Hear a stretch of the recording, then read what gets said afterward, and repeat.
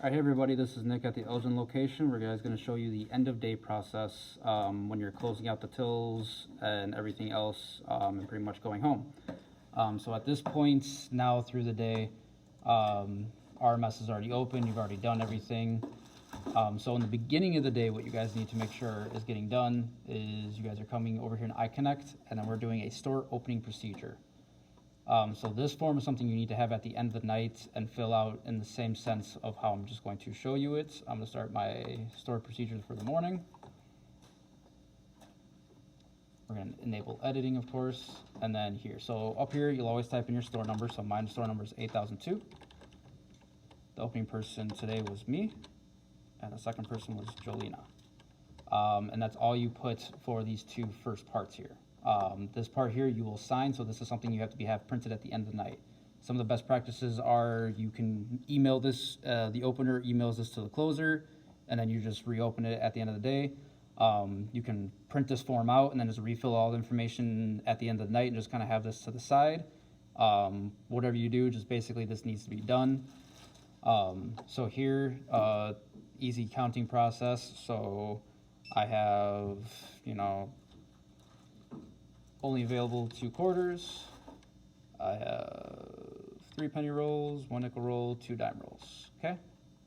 And then over here, I have 1 $100 bill, 9 20s, and 6 singles. So that means I have exactly $300, which is what your safety deposit boxes should be. This is basically your their cash count, so this is your safety deposit box, what you have in your reserve. I don't believe every store will have a reserve. I know Select does, so if you guys get reserves, which means you won't only have more than just what's in your cash drawer. This is a different process. I know some AR doors only have a cash drawer. So if you don't or not going to be getting a cash reserve, different situation. You'll only pretty much fill out this side then. You'll go to the cash drawer you have, and you write in how much is in your cash drawer there, and then that's for that sense. I believe everyone will have a cash reserve, so the floats and everything like that will be balancing there. So that's the morning part, that's all done.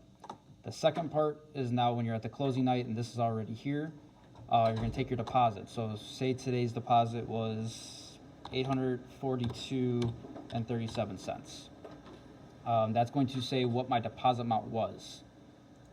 This is going to tell me what my actual deposit is. So say I have $842.37, zeroes out. But say maybe I was short $20, so say I'm $822.37. It'll actually tell me that I'm short the $20, which then you'll do a cash variance form and fill it out, record it, and move on.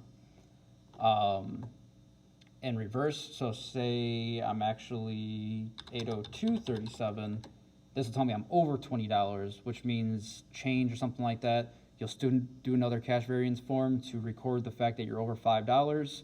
Like it says right here, difference of $5 or more will require a cash variance form.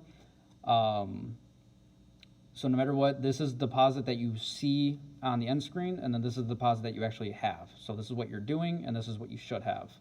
Any differences there below $5, you don't need to record.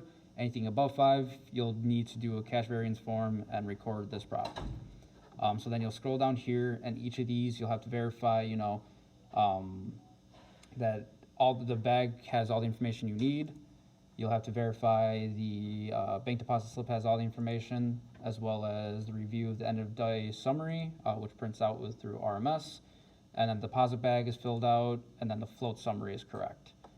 So then down here, say you may change out through the day, or you made any changes to your safe, you will record it at the end of the day. So you'll recount your reserve again. So say, I had 2 quarters here, but you know what, I flipped those out for something else. You just pretty much will write what's in the reserve here, get up to 300, and then again over here to the side, you'll get to that 100. So again, it'll be pretty much mirroring what you have above most of the time, unless you had to make change. So again, it'll be 300, 400. You always want to make sure those are the even numbers like that. And then you print this out, and this is one of the sheets that you scan at the end of the night when you're sending in the cash deposit forms and everything to cash out at Brightstar. So with this sheet, that's done. And then let's head on over, actually, I do want to save that because that's actually my thing. Now we'll head on over to the front office part. So now you're in here into RMS. So we will go over to sales. So from sales, you don't have to log in or anything like that. You'll come over to file, you'll hit remove your float. So removing your float will bring you back to the initial screen here, which when you first load up, we're gonna hit end of day. You'll have to log in. A lot of times these are manager codes, lead or assistant store manager that has to do these. It's not my password anymore, I forgot to change it. And then you'll see all the tills open. So we have 2 of our drawers and our GST open. So when you do that, you'll notice that this guy is still in use. So you have to reset the float, which then means that's closing that register in a way. Come over here and then you'll balance. And then you'll notice there's all transactions throughout here. So I had a tender here for $89.99. I had a tender here for $108.80. And then through there, it'll give me a red X if I missed anything. It won't even let me, if I click OK and I missed it, so say this is still at 0, that'll show me a red X. And if I try to click OK, it literally will tell me I must put in everything. So that means I missed something. So you can't miss something. There won't be a problem there. So there, that'll close out my till. That'll pretty much register that the cash drawer for this register is closed. It's zeroed out, balanced, and then it'll give you a sheet to print out, and then you will be able to move on to the next register, and then you'll go on to the cash drawer balancing. So cash drawer balancing will show you your opening amount, which will always be 100 unless specifics otherwise, and then the next one will be your closing balance. So like say my closing balance says this would be 127.07. I should then have a deposit, then I should know my deposit is going to be $27 because that should always be 100. So little tip. It won't let me click balance or anything like that right now because I still have registers open. So you'll do the same thing, but it'll give you 2 different pages. One page you'll fill out what's in your cash drawer for the first spot. So if I had like 127.07, when I fill out my drawer, it should be 127.07. The next page, which then will be your next day's cash in that folder, which is same tab over, you will make $100. So it's pretty much you're subtracting out that 27 from that, which will then be your deposit. So you will set that all up, and then you will close that out, the daily journal, and then you will also have the store closing. So that's obviously grayed out because I'm obviously not closing my store right now. But once you close out that store, there will be an option to run now right here.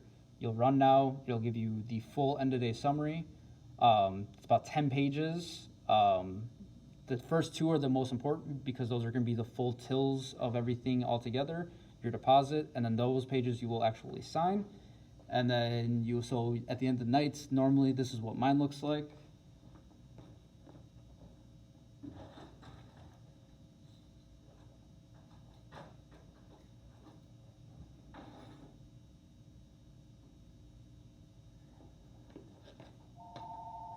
This is what mine looks like. So it's a full packet of things. You'll include your deposit slip. You include your deposits, the bag slip, the deposit slip, and then the end of cash float sheet here.